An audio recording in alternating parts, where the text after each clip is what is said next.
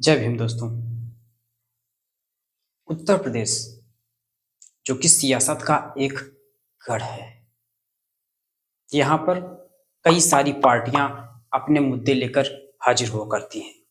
लेकिन हाल ही में मायावती जी का एक जो बयान है वो बहुत ही ज्यादा सुर्खियों में रहा है और अन्य पार्टियों को लगता है कि मायावती जी ने उनकी बड़ाई की है। आज हम इसी के मुद्दे पर चर्चा करेंगे।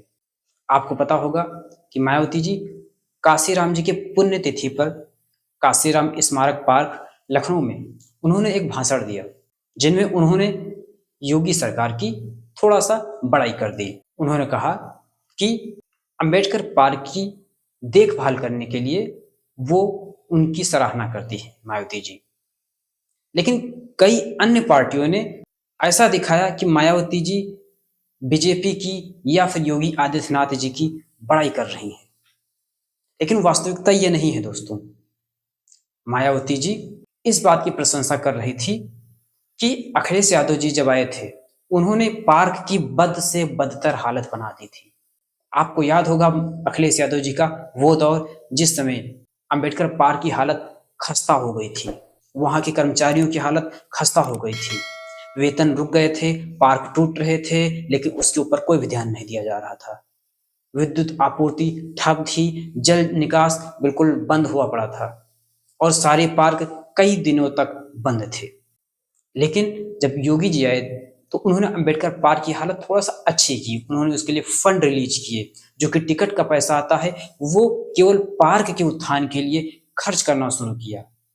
मायावती जी ने इसी बात की प्रशंसा कर दी और विपक्षी पार्टियां, जो मायावती जी की विपक्षी पार्टियां हैं, खासतौर से सपा पार्टी या फिर कांग्रेस पार्टी, वो उभर कर सामने आने लगी। उनका मानो जलसा टूट गया हो। वो कहने लगी कि मायावती जी बीजेपी की बी टीम है, जो कि बिल्कुल नहीं है। मैं आपको बता देता हूं कि जो विपक्षी पार्टियां हैं मायावती जी की, वो हमेशा मायावती जी के वोट बैंक को अलग थलग करने का प्रयास करेंगी और इसमें सबसे बड़ा हाथ सपा का होगा, अखिलेश यादव का होगा। इसलिए मैं एक बार फिर से कहना चाहूंगा कि आप जो अन्य पार्टियां हैं, सपा पार्टी, भाजपा पार्टी, उसकी बातों को ध्यान से सुनिए, विश्लेषण कीजिए, क्योंकि यहाँ पर हर एक बयान के अलग अलग मायने निकाले जाते हैं, विशेषकर मायावती जी की पार्टी के। तो मैं कहूंगा कि मायावती जी ने जिस तरीके से कम बैक किया है 2027 के इलेक्शन के लिए, आप भी उनका साथ दीजिए। मिलते हैं नए वीडियो में, तब तक के लिए सभी को जय भीम, जय भारत।